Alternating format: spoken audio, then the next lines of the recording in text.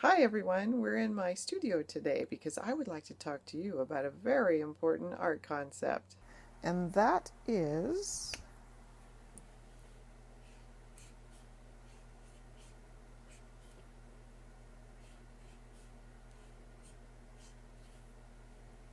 value. It is said that in a painting, value does all the work, where color gets all the credit.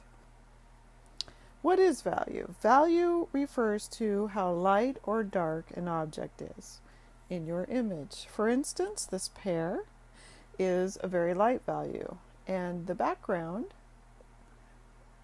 around the pear is a very dark value. You might be asking yourself, why is value so important?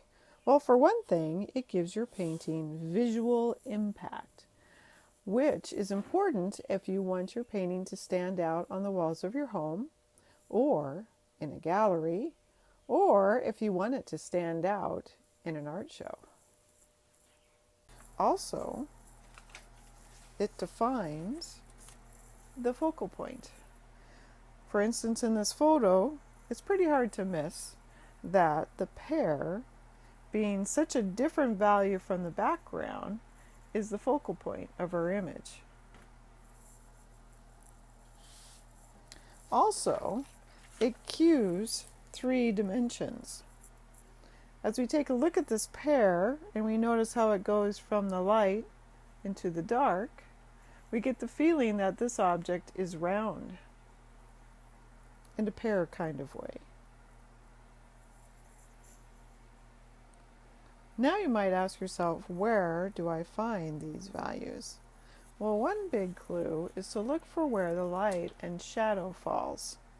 Typically in the light you will have a lighter value, as in this pear, and in the background or the shadow you will have a darker value. Another place to find different values is in the different colors of an object. For instance, I have this light green cup, a light value, and this blue creamer, which is a darker value.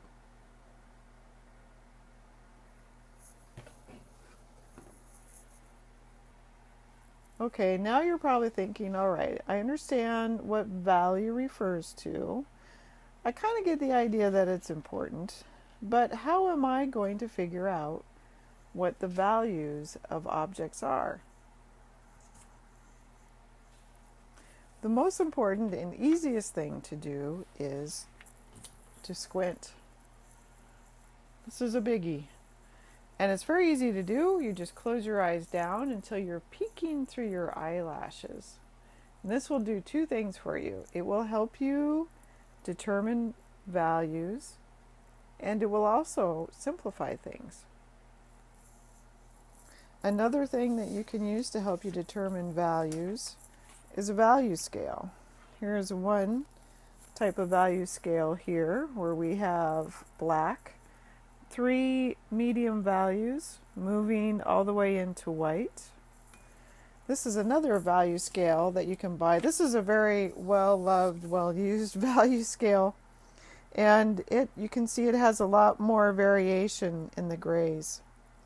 And how you would use this is place it on your photo if you're working from a photo, and you're going to, let's see, we are going to try and decide just how light this part of the pear is. So if you can see right there, and even if you squint a little bit, it helps. See how that is darker than this value? So next we move it over. Squint, is that darker than this value? The only way to really be sure, I find, is to go ahead and go down another set and look at that. And if that's not obvious, whether it's lighter or darker than this value, move it again. Now we can see that this is obviously lighter than this value. So we can move it back here. You know, it's kind of a funny thing, but I find a lot of values seem to be right in the middle, which is where I might say this is. Now I can also use this for objects, not just photos. If I have this vase, put it on its side, it's probably going to roll away on me. Hold it there. And we can determine what value this vase is. Let's see.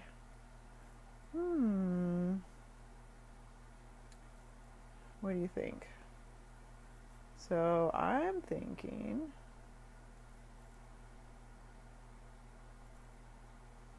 I'm squinting. It's kind of in this range somewhere.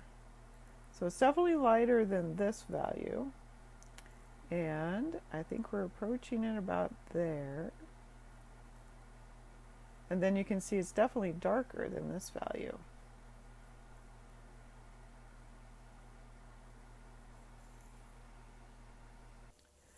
The first exercise we're going to work on in the workshop will be a warm-up, practicing mixing and painting with 5 values. And we will use this photo or something very similar. So I've gone ahead, I have some black here and some white at the other end on my handy dandy glass palette.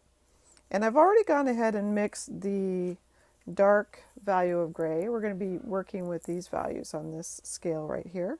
And I've mixed the light value. So you don't have to stand there or sit there and watch me mix all these values. So I'm going to show you how I check this. I actually took a little swatch of paint and I rubbed it on this piece of canvas. And then now I take my value scale. I punched little holes in the center of it. I'm holding it over the top and then I squint. And if that dot pretty much disappears, then I've got my value. So there's that darker value. And then this is the swatch for the light value. Looking pretty good there. Okay, so let's go ahead and mix that middle value. So I find, since the middle value should be somewhere in between these two, that it kind of helps to take a little bit of each of these. And hopefully we will get right on the money if we're lucky. I'll mix that up nice and thoroughly there. And let's see what we got. Okay. I'm thinking that's a little bit too light, so I'm going to either add a little bit more of this gray or maybe even a tiny bit of black. Get that mixed up. Okay, what do we got now? Yeah, what do you guys think? Because you go a little darker? It's definitely darker than that and lighter than that. And I'm going to go just a tiny bit darker. And then I'm going to test it on the canvas.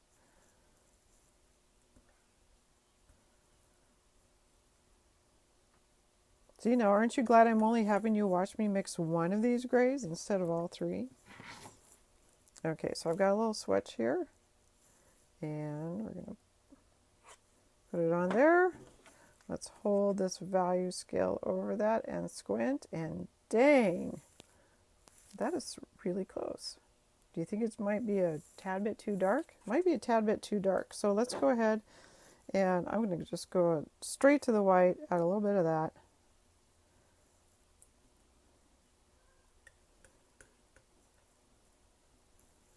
Okay, put that next to it. Pretty subtle change there, so we'll see if that helped or not. Squinting. Oh, is it still a little too dark? Okay, let's try adding a little more white.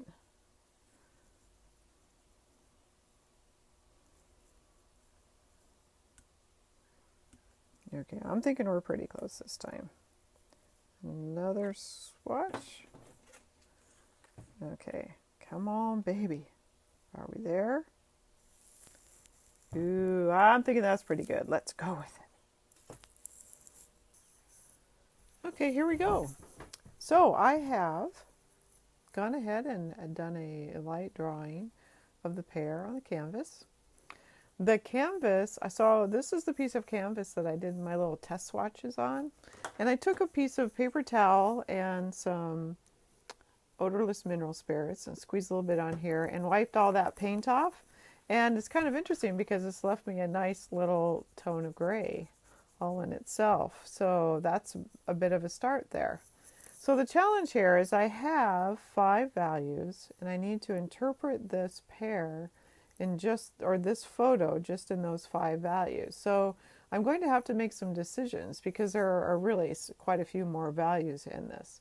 But this is what I'm giving myself to force myself to simplify.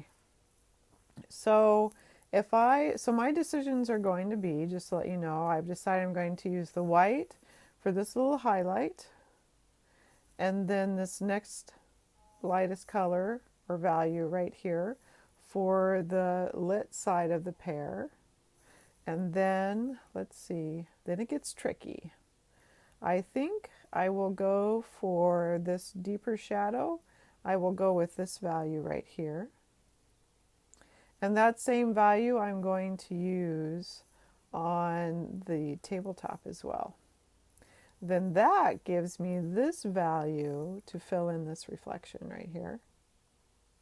And then we're going to leave the black for the shadow and the background.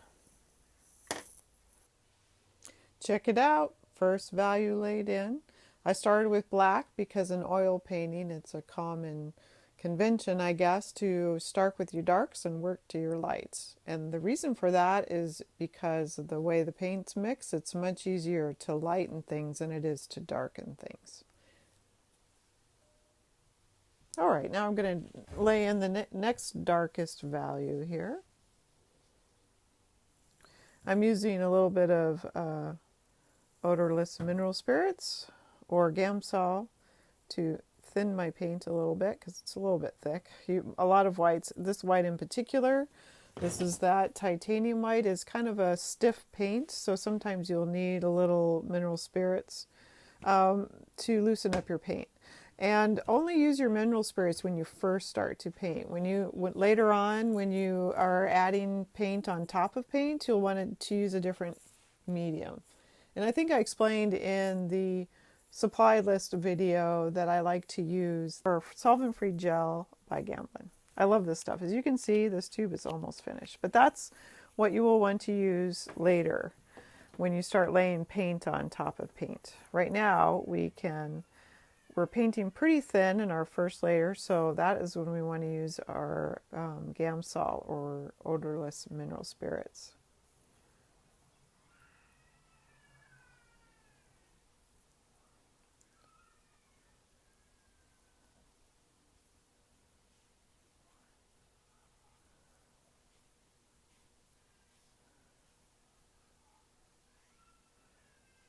Okay, second value blocked in there.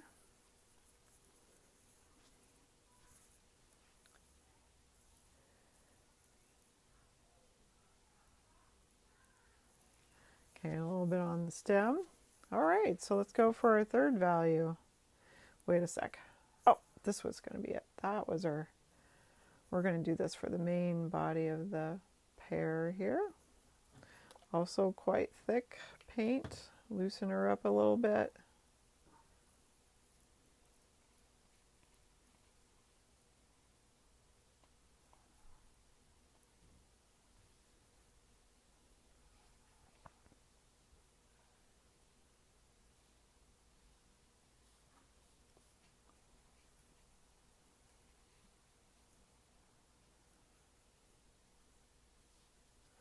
Okay, so there's that value knocked in. I'm thinking this value right here or this spot will work with this value. So I'm going to lay in a little bit of that. And also, I didn't draw this in, but let's go ahead.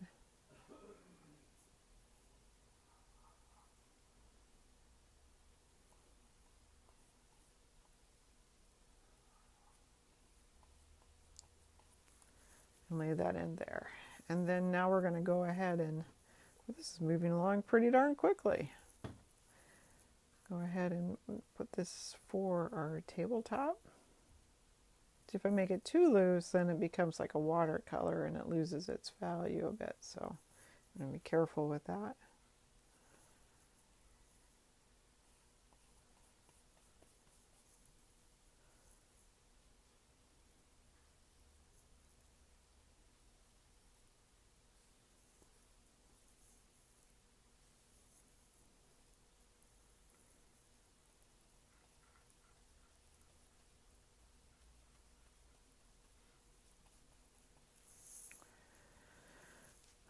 All right, so, and then we'll go ahead and throw that white in there, that highlight.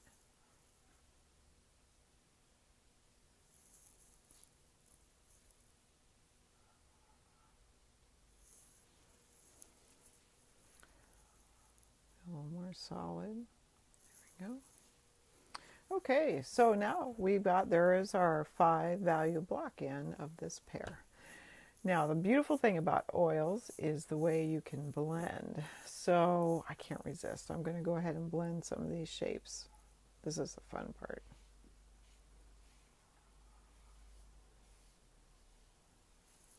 It's my favorite way. So I can see I'm cleaning off my brush with my paper towel. I like to do a little squeegee effect here. Squeegee out a lot of the paint.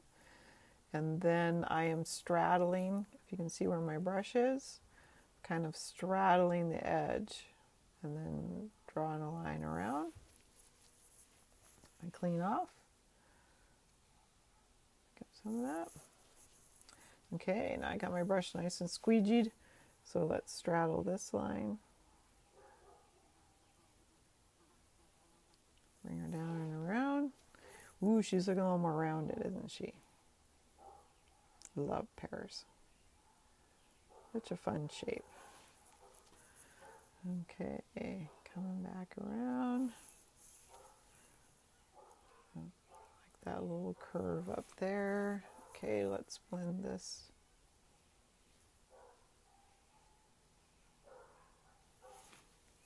Okay, now I can come down and blend this. Shadows are usually have some sort of soft edge to them.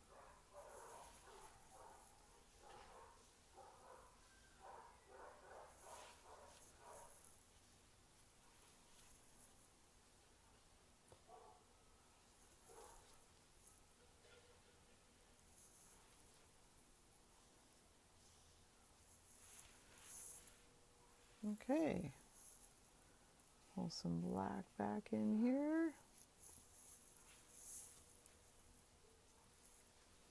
I'm going to play around with the edge of this pear a bit more.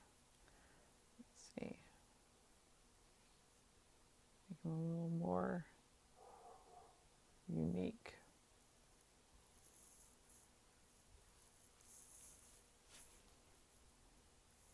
And then come back, because maybe I made him a little too unique, so let's lost a little bit of his roundness there.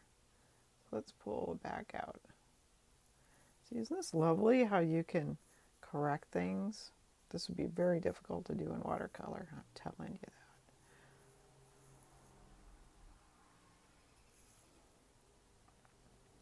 And now I'm seeing that I kind of like this shape, this shadow shape should probably come out this way a little bit.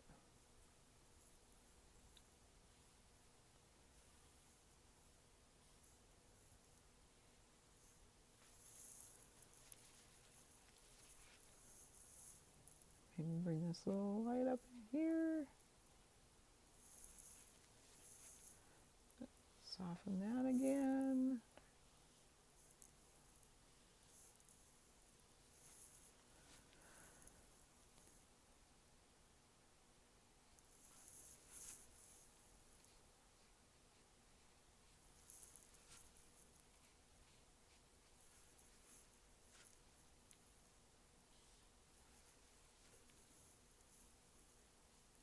Now we're going to cheat and put a little bit of the lighter value mixed in with that middle value just to make that reflection stand out a bit more. Okay. Soften that edge. Maybe make this stem, little bits of it stand out more.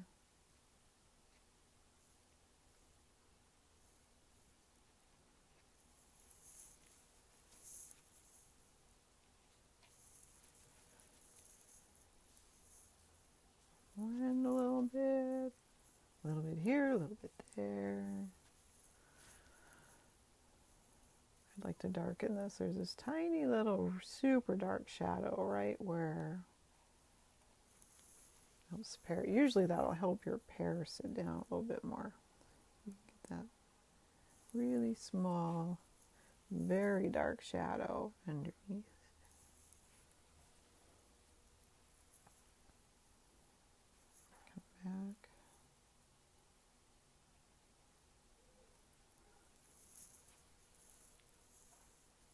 Okay, I think that is good for now. See, I can keep fiddling on this forever. But I'm gonna stop. Woohoo, because we've got more to do. Voila, super. Hopefully this helped clarify the concept of value and our warm-up exercise for class. If you have any questions, either write them down and ask them in class, or go ahead and email me right away if you think you might forget. Either way, it's perfectly fine. Thanks so much for watching, and we'll be seeing you pretty soon.